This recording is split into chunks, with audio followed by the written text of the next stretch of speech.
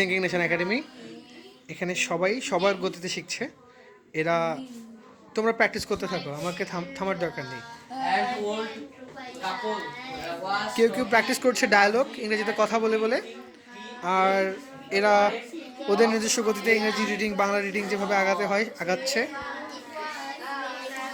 বাইরে এদের বেসিক কিছু প্রবলেম, এরা নিজের মতো করে, এরা হচ্ছে একটু ভিন্ন ধরনের মানুষ। এরা আবার চার দেওয়ালের মধ্যে থেকে পড়তে পছন্দ করে না। তো এদের সাইকোলজি বুঝে এদেরকে বাইরে ট্রান্সফার করে ওদের স্কিল ডেভেলপ করা হচ্ছে।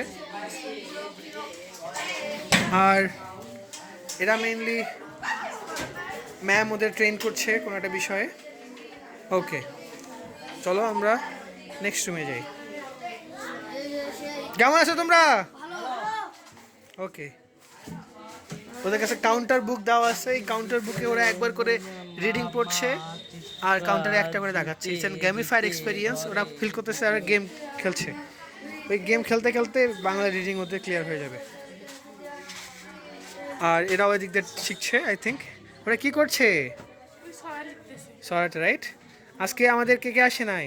নূর আলম, আরহাম আর নূর আলম। ওকে, এই হচ্ছে থিঙ্কিং নেশন একাডেমির ক্যাম্পাস অনের আপডেট।